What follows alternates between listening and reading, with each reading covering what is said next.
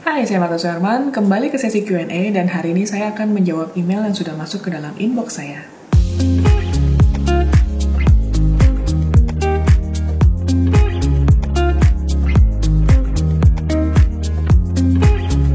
Nah, thank you banget buat teman-teman yang udah kirim email ke martasuherman@gmail.com. Jadi hari ini saya akan bahas satu buah email yang sudah masuk. Nah, email yang kali ini yang saya pilih adalah dari Tirta kusumatirta91@yahoo.com. Dan di sini ada tulisannya, "Hai Ci, saya mau minta pendapat. Saya senang dengan food fotografi dan sekarang sedang belajar, tapi aku sekarang malah dapat job dari foto acara dan keluarga. Sebaiknya aku menekuni profesi food fotografi yang aku senangi, atau foto acara dan keluarga yang memang lebih banyak datang ke aku. Atau mungkin bisa keduanya. Dan kemudian karena aku sering banget nonton YouTube-nya Cici, thank you banget. Nah, kalau kita harus fokus pada satu bidang, food modeling atau wedding, mengingat ada investasi yang kedepannya harus kita beli. Nah, berikut foto aku ya Ci. Tolong dikoreksi untuk makanan yang buatan aku sendiri, jadi agak berantakan. Kamera yang dipakai adalah Fujifilm X-A1, lensa 35mm, kemudian diedit dengan Lightroom di handphone. Terima kasih. Kemudian dilampirkan 30 foto. Jadi foto yang pertama, foto yang kedua, dan foto yang ketiga.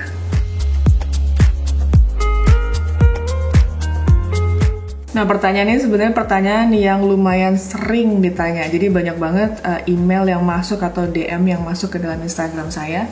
Nah, itu biasanya nanya, kira-kira saya harus bagaimana ya? Harus motret satu genre aja atau saya motret multiple genre?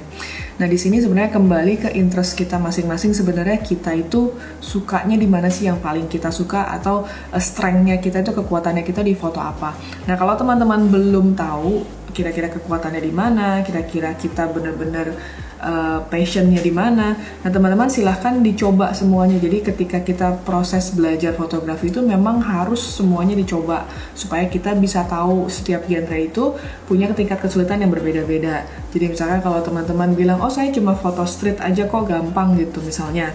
Nah, tapi foto street itu kan pasti punya kesulitan yang berbeda juga, bagaimana kita meng-approach orang gitu. Nah, kemudian mungkin ada satu teman lain lagi yang cuma saya sukanya foto fashion. Nah, ini beda lagi. Ketika fashion kita bicara orang bagaimana caranya mendirect seseorang gitu. Jadi setiap genre itu punya tingkat kesulitan yang berbeda-beda. Kalau kita pernah mencoba, at least pernah mencoba, nah kita akan bisa mengapresiasi teman kita yang berprofesinya berbeda. Nah, zaman sekarang terus terang saya agak terganggu dengan teman-teman yang baru belajar fotografi atau mungkin baru beli kamera, tapi tidak diimbangi dengan pengetahuan atau ilmu fotografi yang cukup. Jadi akhirnya mereka mengeluarkan statement-statement yang menurut saya cukup mengganggu.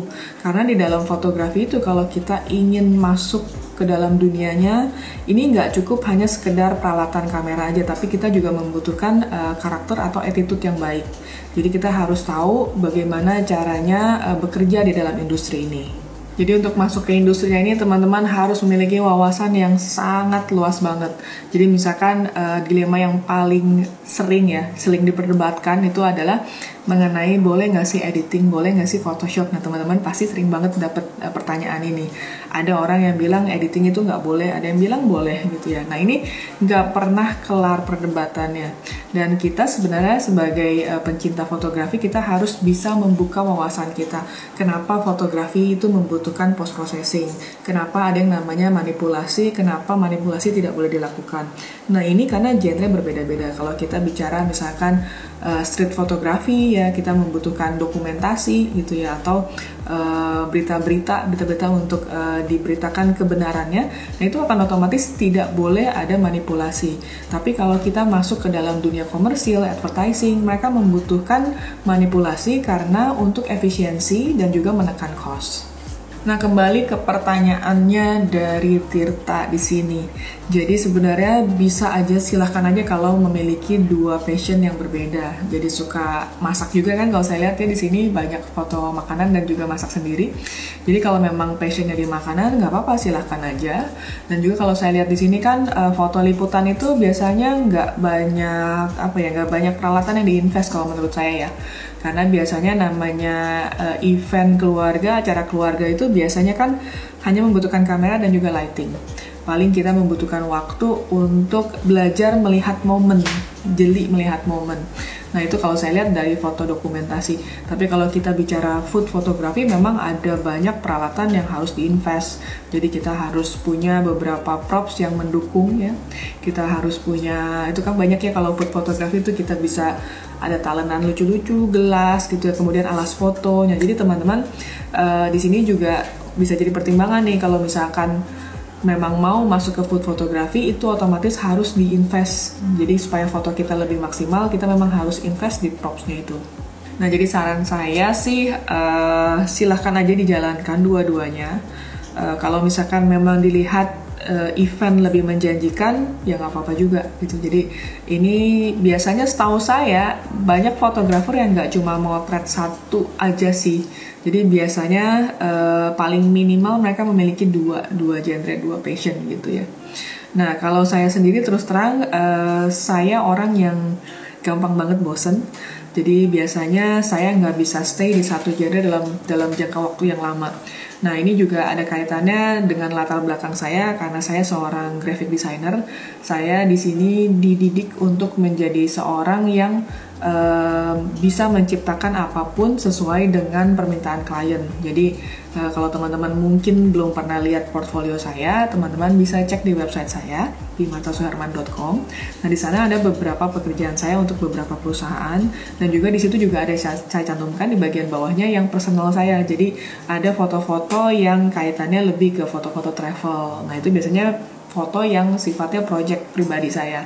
Tapi kalau yang kaitannya dengan klien, biasanya saya melakukan apa aja. Jadi kalau memang dibutuhkan untuk kebutuhan fashion atau kebutuhan corporate gitu ya, potret, atau mungkin kadang-kadang dibutuhkan untuk kebutuhan memotret produk gitu. Jadi saya tetap bisa mengerjakan itu. Jadi buat teman-teman juga kalau misalkan teman-teman ada kerjaan yang mungkin mau dikirimkan ke saya atau memberikan saya pekerjaan, silahkan banget, silahkan email di sana banyak keterangannya dan juga bisa langsung kontak di sana. Nah kemudian di sini untuk menjawab dari foto yang dikirimkan, saya mau coba sedikit komentar ya. Jadi buat saya di sini bisa dimaksimalkan lagi dari propsnya sih. Jadi propsnya memang ada beberapa yang mungkin menurut saya masih belum maksimal. Dan di sini juga yang paling penting adalah mengenai styling. Styling food itu menjadi satu komponen yang penting karena ketika kita ingin menampilkan satu produk kita yang mungkin biasa aja, tapi ketika stylingnya bagus itu kita bisa menampilkan hasil yang lebih maksimal.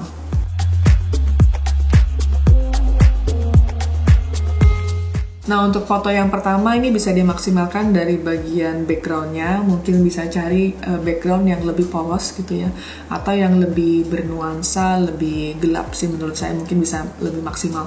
Karena ini di bagian kanan dari biskuitnya ada seperti apa ya, saya nggak tahu ini apa karena kena bokeh. Ini warnanya putih gitu ya. Nah ini menurut saya agak cukup mengganggu karena biasanya mata manusia itu gampang tertarik dengan sesuatu yang berwarna cerah atau berwarna terang.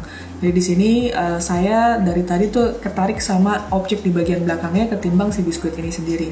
Nah kemudian yang kedua juga sama, ini juga butuh styling ya. Dan juga kalau misalkan belum tahu mengenai teori warna, teman-teman bisa cek link di bawah, nanti saya akan share ini mengenai teori warna. Karena teori warna itu penting banget pada saat kita ingin men-styling sesuatu. Nah kalau di sini kalau saya lihat ini kan ada gula saset ya. Gula saset dan juga ini kemasannya kemasan plastik. Untuk kemasan plastik ini harus hati-hati banget ya, hati-hati banget karena ini adalah benda yang reflektif. Jadi di sini sebelah kanannya itu ada beberapa pantulan-pantulan cahaya, ini harus hati-hati banget. Jadi mungkin bisa menggunakan diffuser atau apa supaya pantulannya tidak terlalu keras. Dan juga kalau saya lihat dari tema gula sasetnya ini, mungkin bisa coba dipikirkan dengan menampilkan misalkan satu cangkir teh dengan gula gitu ya atau apa, atau misalkan biskuit atau apa yang ada taburan gulanya, mungkin itu bisa lebih maksimal sih. Karena kalau saya lihat di sini bawahnya ada apa note buku gitu ya. Nah ini saya masih belum bisa menangkap di mana korelasinya. Jadi mungkin itu juga menjadi satu poin yang harus dipikirkan pada saat kita ingin men-styling sesuatu. Nah ini juga sama, untuk yang foto makanan ini sudah lebih ada korelasinya karena di belakang ada kocokan telur dan ada telurnya itu sendiri ya. Ini sudah menarik dan di sini yang saya mau komentar sebenarnya lebih ke penggunaan depth of field. Jadi ketajaman ruang atau aperture. Nah di sini karena depth of field-nya agak tipis ya kalau saya lihat, di mana si kue bagian depan ini sudah terkena bokeh ya. Jadi ketajaman ruangnya itu hanya di bagian tengahnya ini. Nah menurut saya ini masih bisa dimaksimalkan lagi. Jadi bisa coba dinaikkan aperture-nya supaya ketajaman ruangnya lebih luas.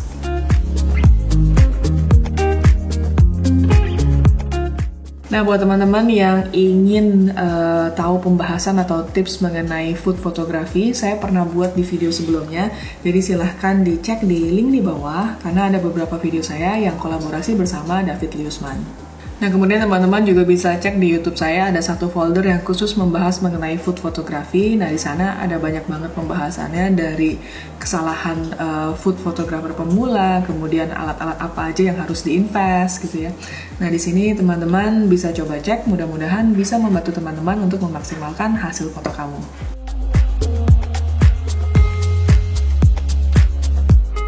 Nah, saya mau info juga buat teman-teman yang kemarin ini banyak banget kirim email dan juga DM di Instagram yang nanya mengenai online class. Jadi saya per bulan November mengadakan online class 101. Jadi kalau teman-teman ingin membahas foto-fotonya khusus langsung, teman-teman bisa email ke marthasuherman@gmail.com. Nanti di sana saya akan jelaskan biayanya berapa, dan kemudian juga untuk setting waktunya bisa diatur juga. Jadi disesuaikan dengan jadwal saya dan juga jadwal teman-teman yang ingin belajar. Jadi mudah-mudahan sesi ini bisa membantu teman-teman untuk memaksimalkan hasil foto kalian.